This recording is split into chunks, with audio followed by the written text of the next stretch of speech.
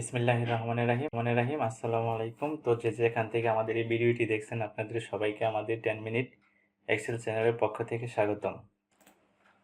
আজকের ভিডিওতে আমি আলোচনা করব আমরা যারা সেলসে চাকরি করি তো তাদেরকে কিন্তু হচ্ছে যে ডিস্ট্রিবিউটর ওয়াইজ যে টাইম পাস এবং তাদের যে টার্গেট এবং সেলস টার্গেট এবং অ্যাচিভমেন্ট রিপোর্টটি যে কিভাবে আমরা ট্র্যাকিং করতে পারি, তো সেই বিষয়টা নিয়ে আজকে আমরা আলোচনা করব। তো আমরা এখানে কিন্তু কিছু ডাটা দেখতে পাচ্ছি, এখানে যেমন রিজন আছে, টেরিটরি আছে, কিছু ডিস্ট্রিবিউটর আছে এবং তাদেরকে ডিপি টার্গেট দেওয়া হয়েছে এবং টিপি টার্গেট দেওয়া হয়েছে এবং ডিপি টার্গেটের অ্যাচিভমেন্ট আছে এবং টিপি টার্গেটের অ্যাচিভমেন্ট আছে। তো ডিপি টার্গেটটা হচ্ছে আমরা যেহেতু ডিস্ট্রিবিউটরের টাইম পাসটা বের করব এবং টার্গেট এবং অ্যাচিভমেন্টটা বের করব, এই কারণে আমরা টাইম পাসের সাথে আমরা অ্যাচিভমেন্টটা ডিপি রেটের বের করব। ডিস্ট্রিবিউটরকে ডিপি রেট দেওয়া হয় এবং টিপি রেটটা হচ্ছে ট্রেড প্রাইস, যেটা হচ্ছে একজন সেলস অফিসার যে রিটেলের আউটলেটে বিক্রি করে সেই রেটটা। তো আমরা যেহেতু ডিস্ট্রিবিউটরের টার্গেট বা অ্যাচিভমেন্ট বের করব, এই কারণে আমরা ডিপি রেটের সাথে ডিপি রেটটাই বের করব।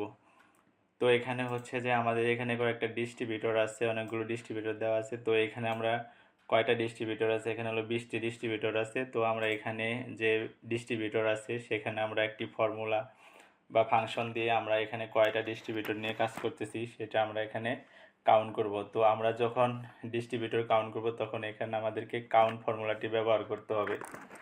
তো আমরা কাউন্ট ফর্মুলা না, কাউন্টটা ফর্মুলা হবে। তো আমরা কাউন্টটা ফর্মুলাটি এখানে টাইপ করব।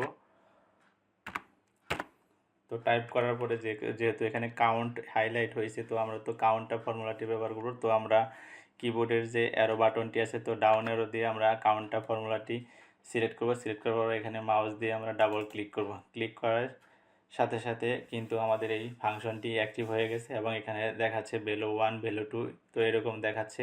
তো আমরা এই ডিস্ট্রিবিউটরের যে রেঞ্জটা আছে সেই রেঞ্জটা আমরা এখানে সিলেক্ট করে দেব। দেওয়ার পরে আমরা কিবোর্ডে এন্টার প্রেস করব, তাহলে কিন্তু আমাদের এখানে কয়টি ডিস্ট্রিবিউটরের আমরা অ্যাচিভমেন্ট বের করতেছি সেই ডিস্ট্রিবিউটর কাউন্টটা চলে আসছে।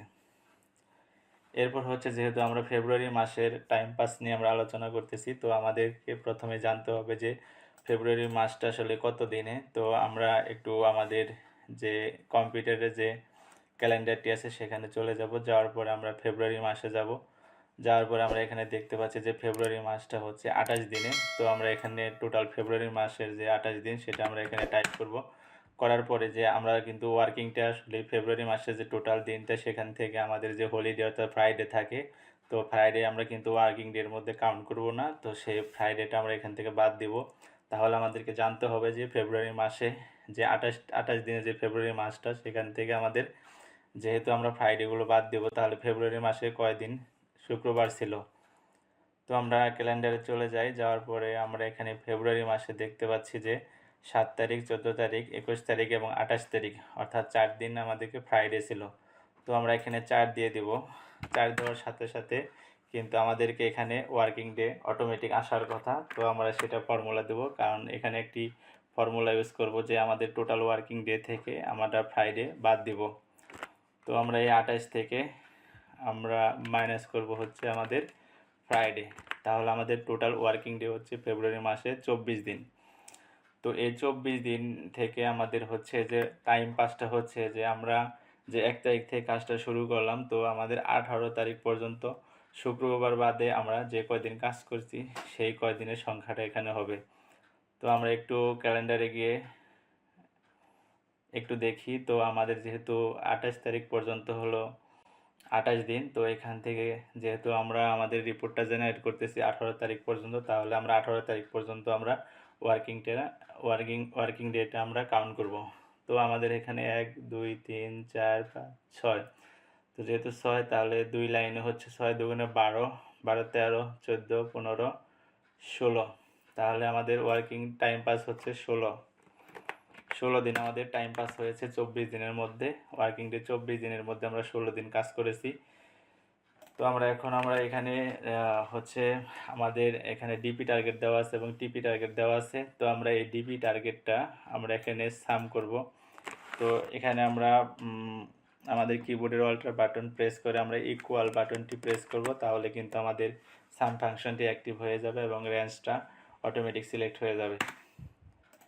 যেহেতু আমরা এখানে ডিপি রেটটাকে সাম করেছি, তারপর আমরা এই ফর্মুলাটা অথবা ফাংশনটা আমরা এদিকে ড্র্যাগ করে দেব।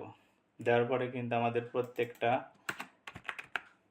সেকেন্ডারি সেলস এবং প্রাইমারি সেলসের কলামগুলো সিলেক্ট হয়ে গেছে।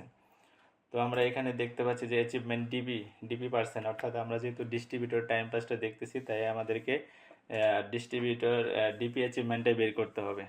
তাহলে আমরা অ্যাচিভমেন্ট যখন বার করবো, অ্যাচিভমেন্টের ফর্মুলাটি হচ্ছে অ্যাচিভমেন্ট ভাগ টার্গেট। তাহলে আমরা এখানে ইকুয়াল সাইন দেবো, দেওয়ার পরে আমরা এখানে আমাদের ডিপি অ্যাচিভমেন্টটা হচ্ছে এই সেলটা, এই কলামটা হচ্ছে আমাদের ডিপি অ্যাচিভমেন্ট। তো আমরা এখানটাকে ভাগ দেব হচ্ছে আমাদের টার্গেট দিয়ে, এটা হলো আমাদের ডিপি টার্গেট, এই কলামটা হচ্ছে আমাদের ডিপি টার্গেট। ভাগ দেওয়ার পরে আমরা যদি ইন্টার প্রেস করি তাহলে কিন্তু আমাদের 8% চলে আসছে। তো এখন তো আমরা যে কোনো একটি ডিস্ট্রিবিউটর বের করেছি, এখন আমরা প্রত্যেকটা ডিস্ট্রিবিউটরে এই ফর্মুলা পেস্ট করে দেব। তাহলে কিন্তু আমাদের প্রত্যেকটা ডিস্ট্রিবিউটরে কিন্তু অ্যাচিভমেন্ট চলে আসছে। এখানে আমি একটু ফ্রিজ করে নিই আমার কাজের সুবিধার্থে। তো এখন আমাদের প্রত্যেকটা ডিস্ট্রিবিউটরের কিন্তু অ্যাচিভমেন্ট চলে আসছে। তো এখন আমরা হচ্ছে টাইম পাস বের করব, অর্থাৎ আমরা আজকের দিন পর্যন্ত, অর্থাৎ 18 তারিখ পর্যন্ত, 18 ফেব্রুয়ারি তারিখ পর্যন্ত আমরা টাইম পাসের কত পার্সেন্টে আছি। তো সেটা করার জন্য আমাদেরকে যেটা করতে হবে যে আমরা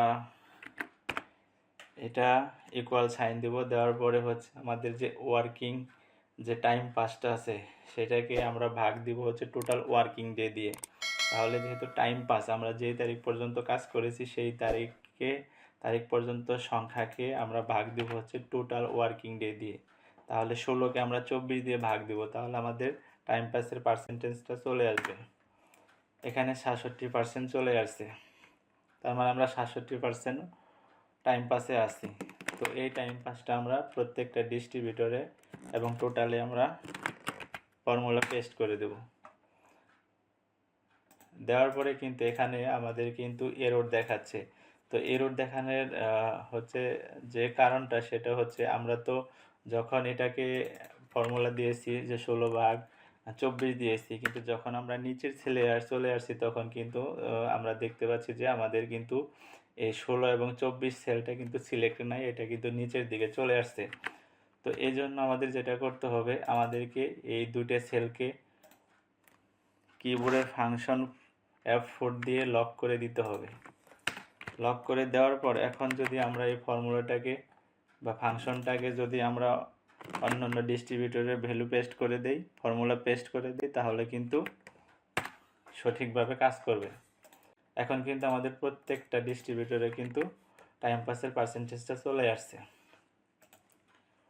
তো আমরা এই যে রিপোর্টটা জেনারেট করে এখানে যেটা পেলাম সেটা হচ্ছে যে এখানে আমরা ডিস্ট্রিবিউটর ওয়াইজ টাইম পাস পেলাম এবং সেলস এবং টার্গেটের অ্যাচিভমেন্টটা পেলাম, এবং আমরা যে ডেট পর্যন্ত কাজ করেছি এবং কয়টা ডিস্ট্রিবিউটরে কাজ করেছি সেটা, এখানে কয়টা ডিস্ট্রিবিউটরে আমরা টাইম পাস বের করেছি সেটার কাউন্টটা পেয়েছি, এবং ডিস্ট্রিবিউটরের যে ডিপি টার্গেট এবং টিপি টার্গেট আছে, তা ডিপি টার্গেট আছে সেটার কত পার্সেন্ট অ্যাচিভমেন্ট হয়েছে প্রত্যেকটা ডিস্ট্রিবিউটর অনুযায়ী, এবং টাইম পাস আজকে পর্যন্ত অর্থাৎ 18 ফেব্রুয়ারি পর্যন্ত কত পার্সেন্ট টাইম পাস আছে সেটা কিন্তু আমরা বের করেছি, এবং ওই মাসের টোটাল মাসের সংখ্যাটা বের করেছি, এবং টোটাল কয়দিন ফ্রাইডে ছিল, অফ ডে ছিল সেটা বের করেছি, এবং ওয়ার্কিং ডে টোটাল কত, ওয়ার্কিং ডে ছিল 24 এবং টাইম পাস ছিল 18 তারিখ পর্যন্ত 16%। তো এইভাবেই কিন্তু আমাদের একটি অর্থাৎ ডিস্ট্রিবিউটর ওয়াইজ টাইম পাসের রিপোর্টটা কিন্তু জেনারেট হয়ে গেছে।